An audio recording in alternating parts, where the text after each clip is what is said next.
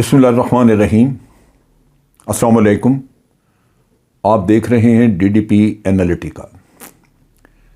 27 फरवरी आज तीसरा साल है मुकम्मल हुआ उस वाक़े को जो कि 3 साल पहले भारत ने एक कदम उठाया, ख़तरनाक कदम उठाया, और वो था कि पाकिस्तान के इलाके में बालाकोट के ऊपर हमला करने की कोशिश की।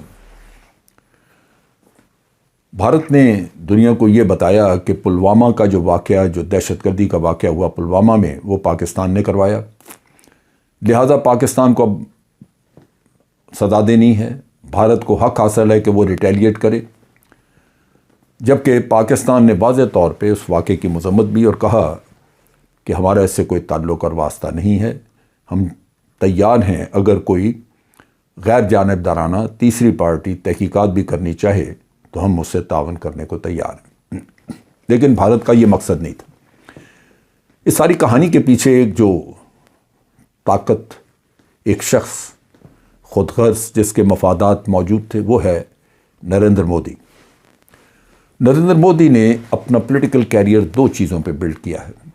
एक, उनके मैनिफेस्टो का हिस्सा थी हिंदुत्व, और कश्मीर का साथ जिक्र था वहाँ पे ये भी कि आर्टिकल 370 ख़त्म करना है। लेकिन जो कैंपेनिंग की, जितनी बातचीत की अवाम के साथ, उसमें पाकिस्तान के ख़िलाफ़ नफ़रत बुनियादी अंसर था जो कि फैलाया गया, और मोदी ने उसी के ऊपर कैपिटलाइज़ किया मुसलमानों के ख़िलाफ़ और पाकिस्तान के ख़िलाफ़, और ये कहा कि पाकिस्तान को अच्छी तरह जवाब नहीं दे सकी कांग्रेस, मैं पाकिस्तान को उसी भाषा में जवाब दूंगा जो पाकिस्तान समझता है। मोदी ने अपनी कौम के अंदर एक गरूर, एक एरोगेंस पैदा कर दी। यूं लगता था जैसे उसने कोई काला जादू कर दिया अपने अवाम के ऊपर, उनको बेवकूफ़ बना के बिल्कुल मस्कीन यमले जट की तरह बिठा दिया है, और वो ये समझते हैं कि भारत जो जी चाहे कर सकता है, पाकिस्तान आगे से कुछ भी नहीं कर सकता। ये एक फीलिंग, एक एहसास उसने हिंदू वोटर को राम करने के लिए फैलाया, जिसके नतीजे में उसके अवाम ने बग़ैर सोचे समझे हमेशा ये मुतालबा किया कि पाकिस्तान को मज़ा चखाओ, चढ़ाई कर दो पाकिस्तान पर। आपको याद होगा कि एक वक्त पे भारत ने, जब ये वाक़या हुआ था उड़ी का, तो उसके बाद भारत ने एक ड्रामा रचाया था सर्जिकल स्ट्राइक का। उसकी वजह भी यही थी कि एक एरोगेंस पैदा कर दी अपने अवाम के ज़हन में, एक ऐसा ख्याल पैदा कर दिया, एक एहसास बर्तरी दे दिया, जिससे उन्होंने समझा कि ये तो पाकिस्तान तो चीज़ ही कुछ नहीं, सो इसको मारो। फिर मोदी को ये झूठ बोल के ड्रामा रचाना पड़ा, क्योंकि पब्लिक सेंटिमेंट्स जब आपके आसमान पे हों तो उनको ठंडा करना भी ज़रूरी है, वरना उनकी तवक्कुआत आपसे हैं, आप तवक्कुआत पे पूरा नहीं उतरेंगे तो वो आपके साथ फिर बुरा करेंगे। इंटरनल परफॉर्मेंस जहाँ तक डिलीवर करने का ताल्लुक है, मोदी की इंतहाई ख़राब घटिया परफॉर्मेंस। बेरोज़गारी बढ़ी, कर्ज़े बढ़े, और उसके साथ साथ आपने देखा कि जब कोरोना आया तो तबाही मच गई, दुनिया रुल गई सड़कों पे। और वैसे भी भारत के जब लोगों ने इसको जितनी पजीराई शुरू में की वो उतनी रही नहीं थी, और आपने देखा कि पुलवामा के वाक़े से पहले 5 रियासतों में मोदी इलेक्शन हार गया था।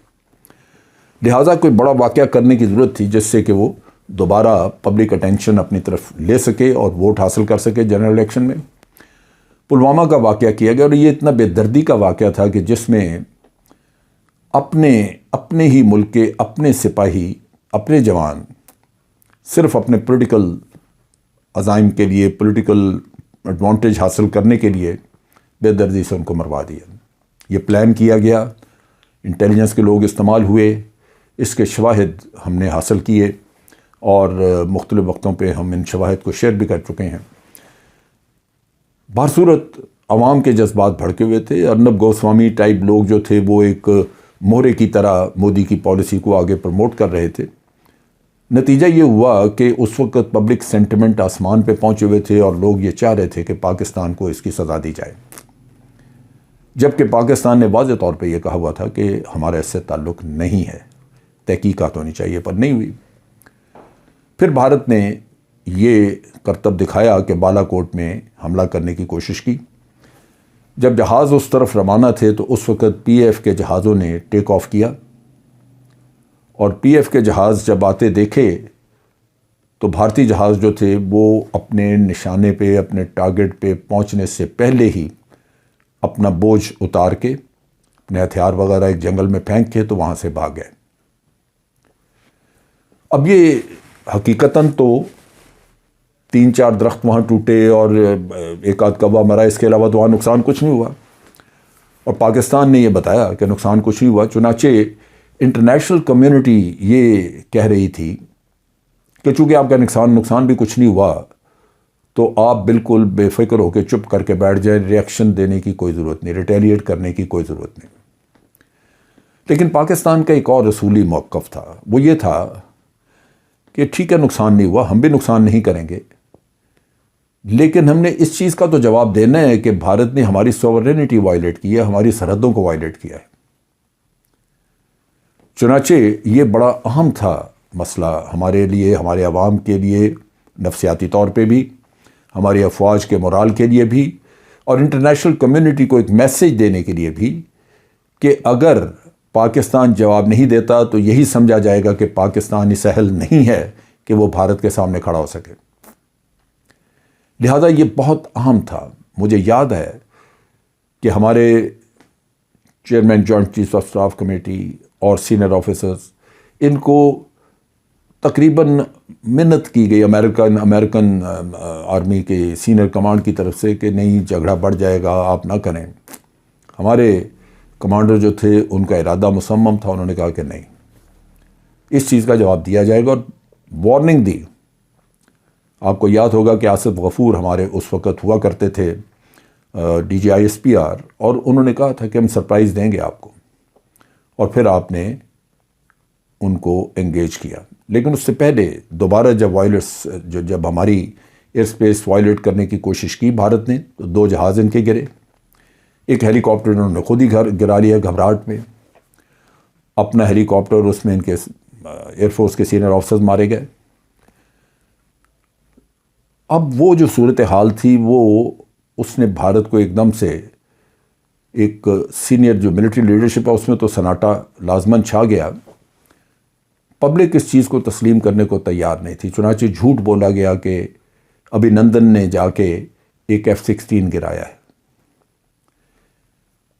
سب جھوٹ۔ بھارت میں مسئلہ یہی ہے کہ اپنی عوام کو جھوٹ فیڈ کرتے ہیں تاکہ پولیٹیکل سائیڈ ان کی مضبوط رہے، عوام کی سپورٹ موجود رہے، تو وہی ہوا۔ لیکن آخر امریکنز نے چیک کیا، دنیا نے سارا کھنگالا، ہماری انوینٹری بھی چیک کی امریکنز نے، کوئی F-16 کم نہیں تھا۔ تو بھارت کو اندرونی طور پہ تو یہ سمجھ لگ گئی کہ ایک سبق سکھایا پاکستان نے۔ تبھی آپ کو یاد ہوگا کہ ایک جلسے کو، ایک گیدرنگ کو ایڈریس کرتے ہوئے نریندر مودی صاحب نے کہا تھا کہ آج ہمیں رافیل طیاروں کی ضرورت محسوس ہوئی، یعنی کاش وہ ہوتے تو پھر شاید ہم پتہ نہیں کیا کر لیتے۔ بہرصورت اس کے بعد جو ڈیولپمنٹس ہوئی ہیں ان میں آپ دیکھیے 2 چیزیں، ایک تو S-400 رشیا سے ڈیلیور ہو گیا، وہ انڈیا ڈپلوائے کر رہا ہے، دوسرا رافیل طیارے جو ہیں وہ ان کو پورے جہاز مل گیا 36۔ پاکستان نے اپنا ایک ہی مقصد رکھا ہوا ہے اپنے دفاع کے نقطہ نگاہ سے، اور وہ یہ ہے کہ ہم کسی کے خلاف جارحانہ عزائم نہیں رکھتے، لیکن ہمارے بھارت کے ساتھ چونکہ تنازعات موجود ہیں اور پاکستان کی سلامتی کو خطرہ ہے ان تنازعات کی وجہ سے، لہٰذا ہر قیمت پر اس سلامتی کا، اس وطن عزیز کی سلامتی کا دفاع کیا جائے گا۔ اس دفاع کے لیے ہمیں خواہ کچھ بھی کرنا پڑے، ہمیں اگر بھارت 5th جنریشن جہاز لیتا ہے، پاکستان بھی اس کا انتظام کرے گا۔ اگر بھارت S-400 لیتا ہے، پاکستان اس کا توڑ کرے گا۔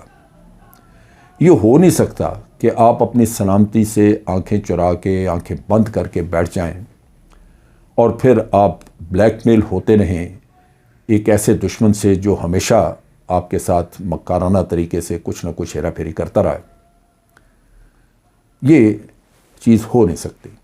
نتیجہ یہ کہ آج پاکستان پھر اسی طرح مضبوط ہے، پاکستان کے پاس تمام وہ ہتھیار اور وہ چیزیں جو اس کو ضروری ہیں اپنے دفاع کے لیے، بھارت کے نئے ہتھیاروں کو کاؤنٹر کرنے کے لیے، وہ اللہ کے فضل و کرم سے بالکل موجود ہیں۔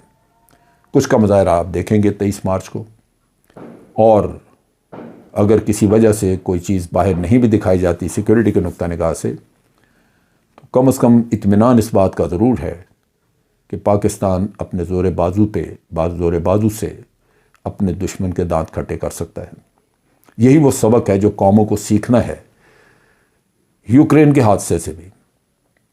آج اگر یوکرین کے پاس ایک مضبوط فوج ہوتی تو رشیا ادھر کا رخ نہ کرتا۔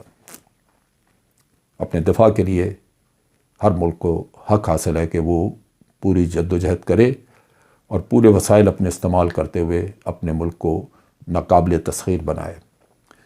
ہمارے لیے اسلحہ سے زیادہ ہمارے پاکستانی بھائیوں کی، عوام کی جو حمایت ہے، ان کا ساتھ، ان کا تعاون، وہ ہماری بہت بڑی طاقت، وہ ہمارا فورس ملٹی پلائر ہے۔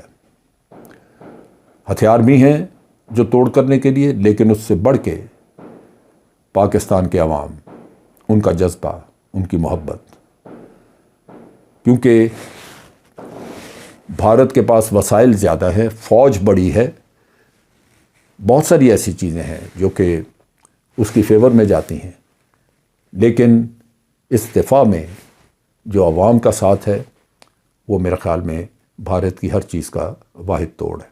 آج کے لیے اتنا ہی۔ افواج پاکستان زندہ باد، پاکستان پائندہ باد۔